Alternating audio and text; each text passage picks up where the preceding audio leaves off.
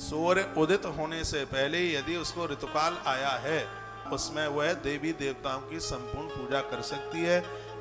कि इसमें तो ये लिखा है कि 7वां दिन जब नारी का होता है तो देवता उसके हाथ की रोटी खाने के लिए। और बड़ी सुंदर बात कही गई है, कहा नारी धर्म उसका जो ऋतुकाल है जिसको रजो दर्शन कहते हैं, उसके बारे में भी बड़ा वर्णन किया गया है। कहा गया कि नारी को रात्रि में रजो दर्शन जब तक सूर्य उदित न होता तो वह दिन उसका पहले दिन में ही माना जाएगा। सूर्य उदित होने से पहले यदि उसको ऋतुकाल आया है, सूर्य निकलता है 6 बजे और मान लिया जाए 5 बजे या 4 बजे, तो उसकी गिनती एक दिन पहले में होगी।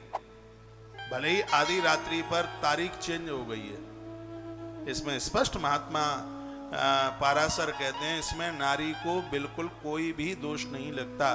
सूर्य उदित होने से पहले रात्रि कालीन में होने वाला जो रजो दर्शन है वो एक दिन पहले में ही उसकी गिनती होती है। एक दिन पहले में उसको मान्य किया गया है। चौथे दिन नारी शुद्ध होती हुई, स्नान करती हुई, सिर धोती हुई। एक बात और सुन ले, शुक्रवार ऐसा दिन है नारी को सिर धोने के लिए। एक ऐसा रजो दर्शन वाला समय ऋतुकाल का दिन है जब चौथा दिन लगता है, तो कोई भी दिन क्यों ना हो नारी अपने केस धोने के लिए स्वतंत्र है, ऐसा महात्मा पाराशर कहते हैं। चतुर्थ दिन में वो अपने केस, क्योंकि नारी जब तक केस नहीं धोती है तब तक ऋतुकाल से बाहर निकलकर उसकी शुद्धि नहीं मानी जाती। तो वर्णन किया गया है कि चौथे दिन नारी शुद्ध स्नान करके केस धोकर रसोई का कार्य करती है। 7वें दिन देव पूजन करने के लायक होती है। किसी स्त्री का रजो दर्शन बीमारी की वजह से महीने के मध्य में द्वारा हो जाता है तो वह ऋतुकाल नहीं माना जाता। उसमें वह देवी देवताओं की संपूर्ण पूजा कर सकती है। महात्मा पाराशर कहते हैं कि ये किसी बीमारी के द्वारा हुआ है। ये बहुत जरूरी बात है जो मैं आपके बीच में बोल रहा हूँ, शायद आपको किसी ने ये बात बताई हो।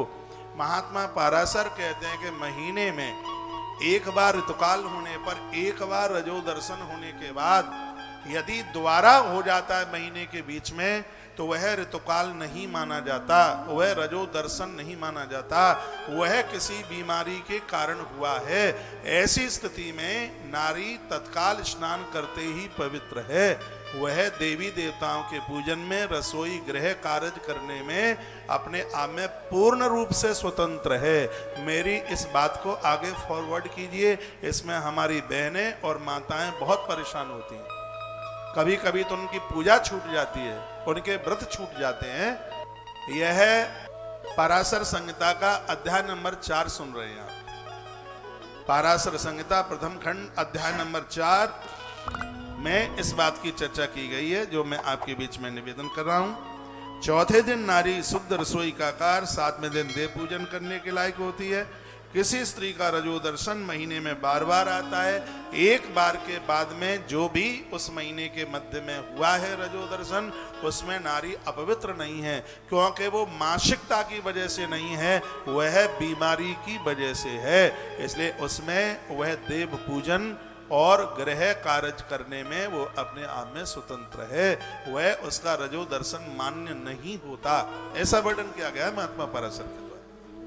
और ये बात मैं पहली बार आपके बीच में बोल रहा हूं। एक बार ये करा लगाइए, बोलिए भक्त वत्सल भगवान की जय, श्री हनुमान जी महाराज की जय, जय श्री राम। मेरे पास बहुत बारे मैसेज भी आए हैं, मैं ठीक से समाधान नहीं कर पाया क्योंकि मुझे उतनी जानकारी उस समय नहीं थी।